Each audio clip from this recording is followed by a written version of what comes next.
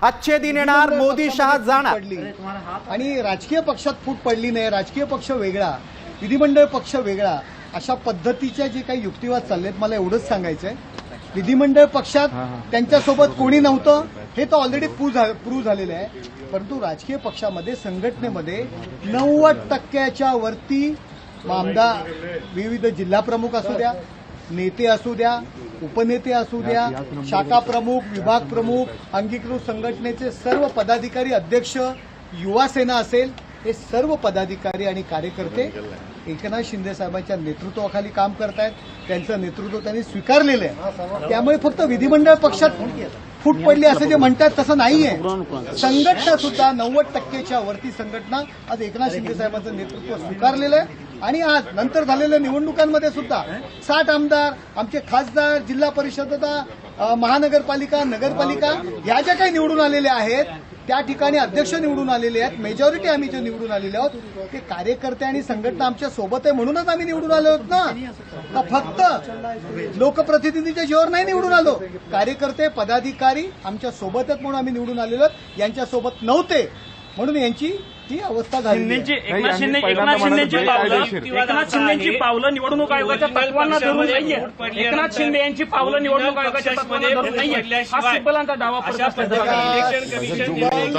सिब्बल बोलत असताना आपण पाहत आहे की युबीटीचे जे काही आता उरलेले शिल्लक, सद्यस्थितीला जे काही शिल्लक खासदार आहेत ते कशा पद्धतीने त्यांची चेहऱ्यावरती भावना निर्माण होत आहेत. आणि त्या भावना निर्माण होण्याकरता त्यांना थोडंसं मनामध्ये काहीतरी बाबा आम्ही जिंकू ही भावना निर्माण होण्याकरता माननीय सिब्बलजी बोलतायत, ते खुश होत आहेत. आमचा सुद्धा युक्तिवाद सुरू होईल तेव्हा तुम्हाला कळेल की नक्की भूमिका काय आणि आमची बाजू काय. नाही, त्यांनी आज सिब्बलांनी असं म्हटलंय की निवडणूक आयोगाकडे अधिकार नव्हता, निवडणूक आयोगाने आधी ठरवलं होतं निर्णय काय करायचा आणि मग त्यांनी सुनावणी घेतली. आणि दुसरं त्यांनी म्हटलं की बेकायदेशीररित्या यांना मुख्यमंत्री केलं. बघा, अशा पद्धतीने निवडणूक आयोग ही सुद्धा एक स्वायत्त संस्था आहे, एक निर्णय देणारी संस्था आहे. त्यांच्यावरती अशा पद्धतीने टीका करणं मला तरी योग्य वाटत नाही.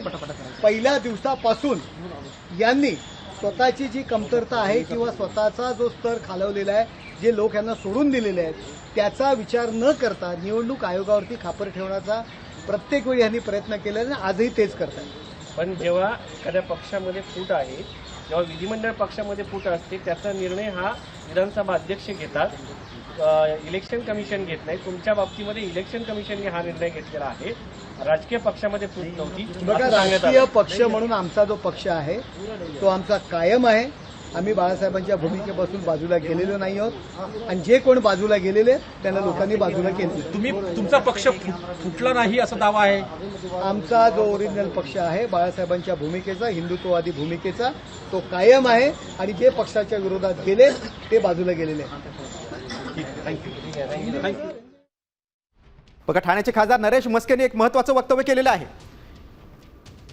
की तळागाळातले कार्यकर्ते, सगळे नेते एकनाथ शिंदेंच्या बाजूने आहेत. निवडणूक आयोगावर खापर फोडण्याचं काम सुरू आहे असं म्हस्के बोललेले आहेत.